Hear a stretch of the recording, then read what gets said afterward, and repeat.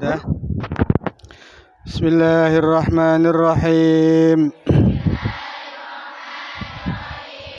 Arju, berharap aku, bihi, dengan sebab ini kitab,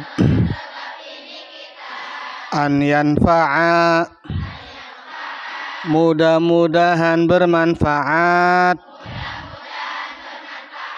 atulaba, akan para pelajar,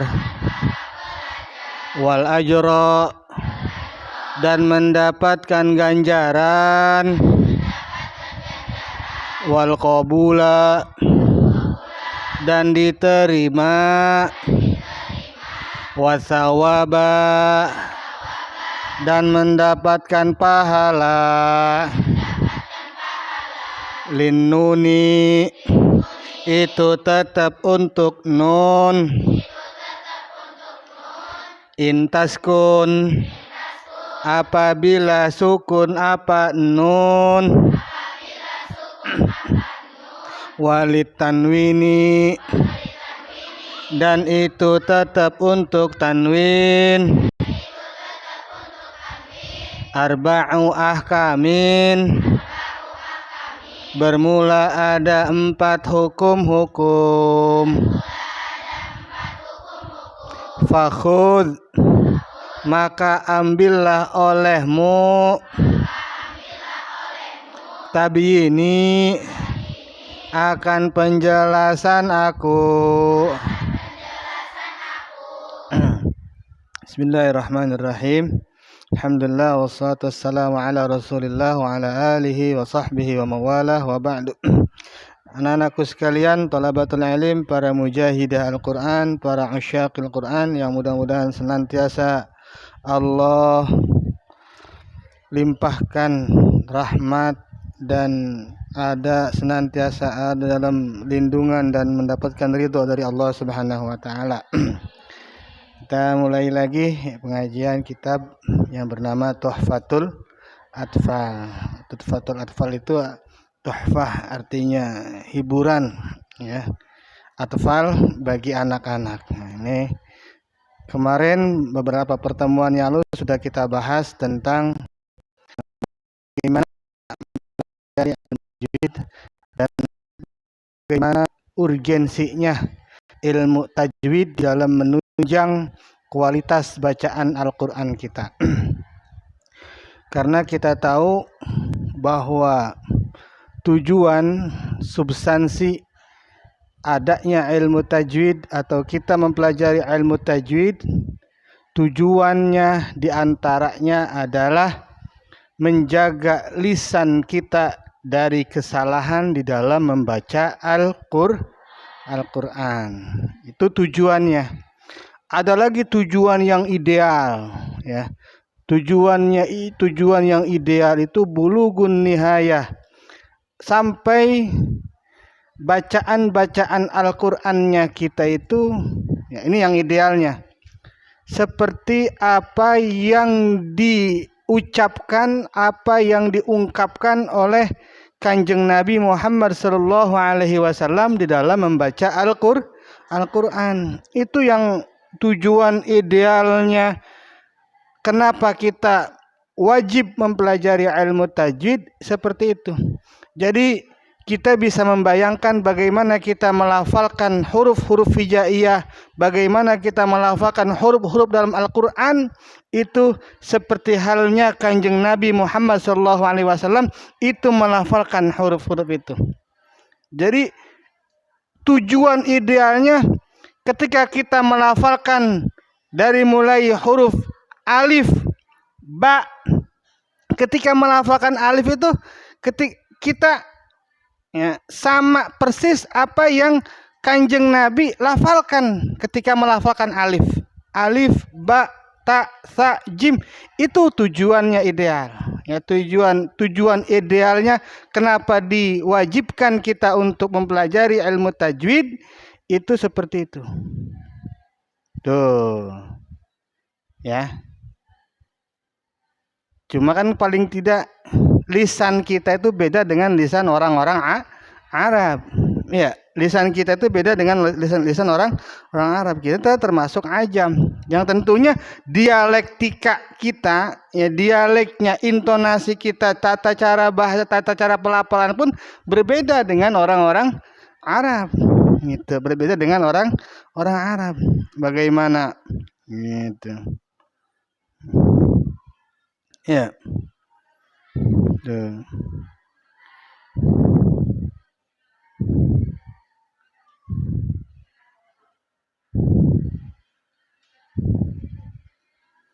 Nah, kemarin sudah kita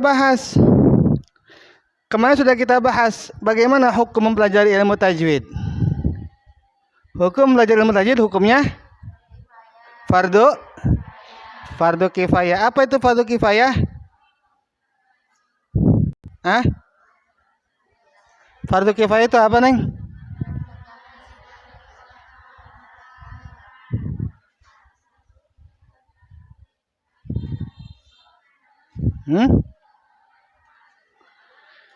Halo?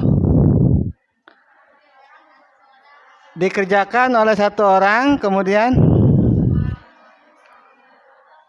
lewat situ, Neng, lewat belakang, Neng. Lewat belakang, awas, itu kasih jalan. Bukannya nggak ke situ, kamu kasih jalan, Sahnas.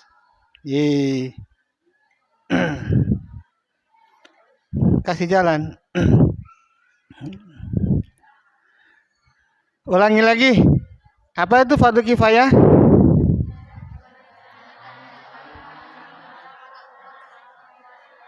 Dikerjakan satu orang maka gugur kewajibannya.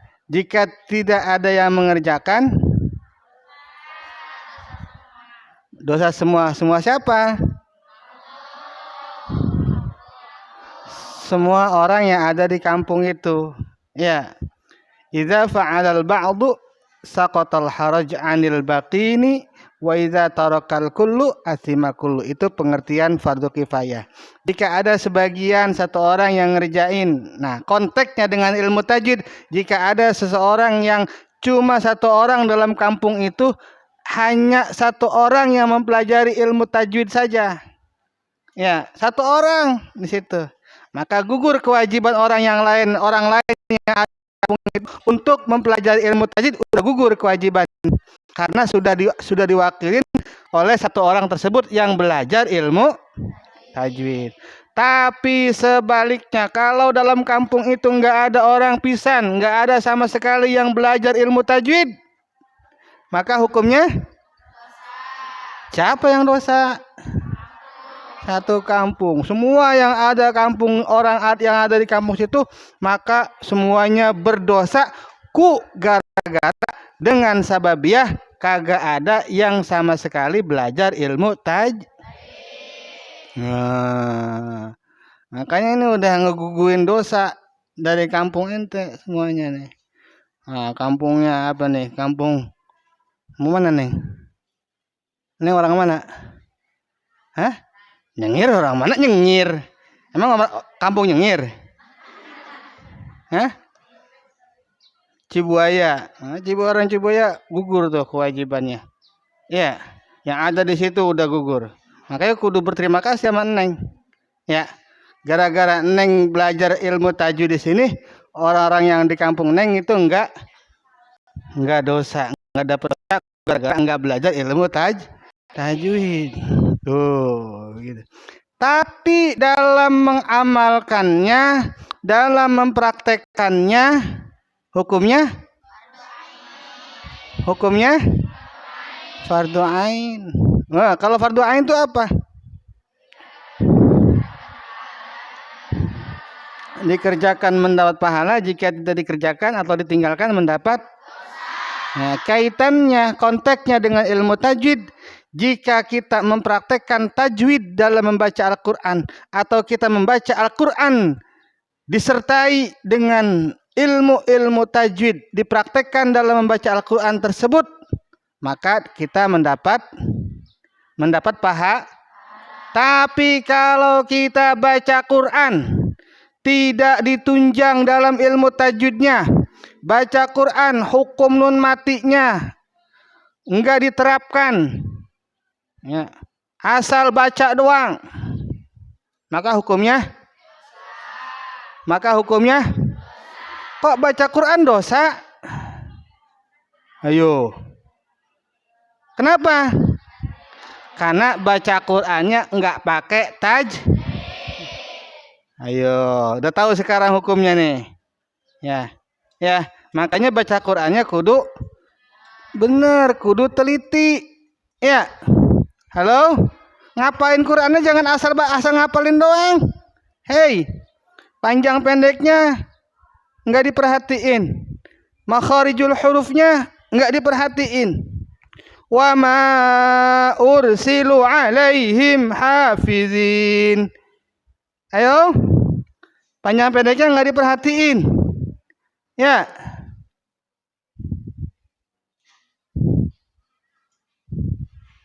Wasyamsi waduhaha. Dibacanya wasyamsi waduhaha. Halo? Kalau bacanya kayak gitu, makhrajnya enggak diperhatiin, panjang pendeknya enggak diperhatiin, dapat pahala. Ayo, siapa tuh yang begitu kalau setoran? Ayo loh, ayo. Nanti dari hari kiamat, ya Allah, saya teh dulu mondok di Darul Hufaz, saya tiap hari setoran, subuh setoran, habis duha setoran, terus lagi maghrib setoran, iya, maghrib setoran, semua tiap hari dress wajib, segala macam. Mana Qur'annya kata engkau katanya melalui Kanjeng Nabi, kalau barang siapa yang baca Qur'an satu huruf akan dikasih 10 kebaikan, akan diberikan pahala 10. Saya udah berapa juta huruf yang terlontar dari mulut saya, dari lisan saya ketika saya mondok di Darul Hufaz. Apa jawaban malaikat? Jawaban Allah. Nih coba lihat, cross check amalannya sama malaikat. Coba, ternyata kosong. Ya. Kosong, malah di catatan pahala kosong, di catatan dosanya penuh. Ya, ini sebab baca Qur'annya enggak benar, baca Qur'annya panjang pendeknya. Wa ma ursilu harusnya dipanjangin, dibaca pendek. Ya, udah ditulis di situ di buku setorannya itu harus perhatiin, harus teliti. Tetap aja angger, tambeng. Ya, kagak mau diperhatiin.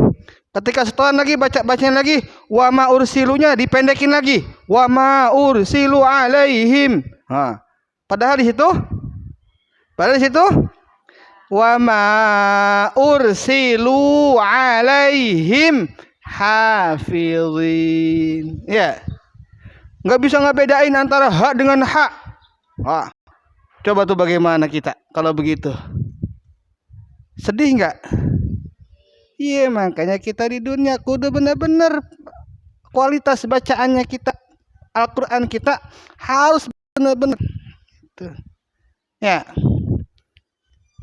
Halo? Ya. Berarti sekarang sudah paham kenapa ketika awal kita masuk pondok ini kita udah sampai Quran. Wah, Pak Ustadz, saya mah sudah sampai Quran. Udah bolak-balik Qurannya. Ya, udah bolak-balik. Ya.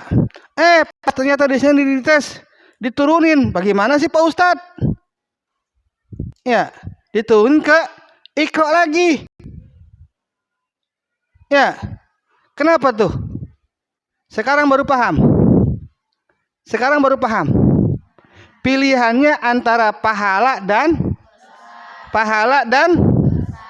kita mendingan kita baca Quran dapat pahala apa mendingan kita baca Quran dapat dosa? Ya, kita mengharapin baca Quran tiap hari, baca Yasin, kita ngirimin ke orang tua kita, ngirimin ke engkong-engkong kita yang sudah meninggal, ya ahli kubur kita yang sudah meninggal kita kirimin. Ternyata enggak sampai, ternyata enggak. Kenapa? Karena baca Qurannya belepet. Mau begitu? Ya. Berarti sekarang paham. Kenapa saya diturunin ke Iqra lagi? Paham? Makanya kudu bener. Ayo, makhrajnya, panjang pendeknya, tolong diperhatiin. Masa saya sih mas Iqra aja gitu. Perhatiin. Tuh. Ya. Apalagi dalam kitab Jazariyah mengatakan, wal akhdhu bit tajwidi hatmun lazimu man lam yujawwidil qur'ana. Belajar ilmu tajwid wajib. Nah, wajib kifai atau fardu kifayah atau wajib kifayah. Ya.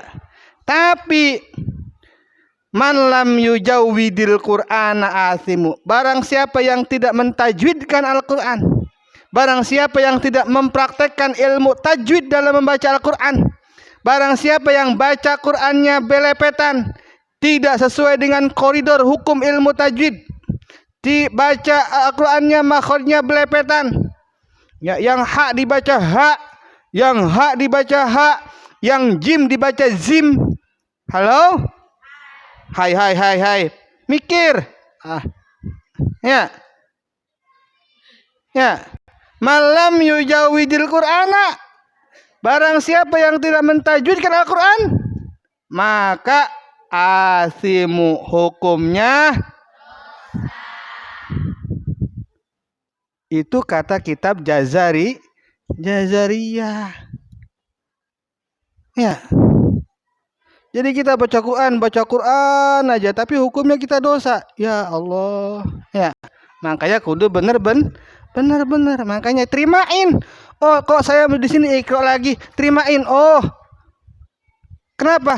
Karena abah sayang, karena Pak Ustadz, karena anak, karena tete ustazah sayang sama kita. Ya, sayang sama kita supaya bacaan Al-Qur'an kita itu berkualitas dan mendapatkan pahala. Nah, ini doa daripada pengarang kitab Tuhfatul Atfal, ya, arju bihi an yanfa'at tulaba wal ajra wal qabula was thawaba. Ya, doa harapan, ya, yang merupakan agar kitab ini bermanfaat buat siapa? Buat kita tuh, at-tulaba, orang-orang yang menuntut ilmu, orang-orang yang belajar, orang-orang sebagai pejuang penghafal Al-Qur'an. Ya, mujahidah di hifdzil Quran. Ya, pejuang penghafal Al-Qur'an.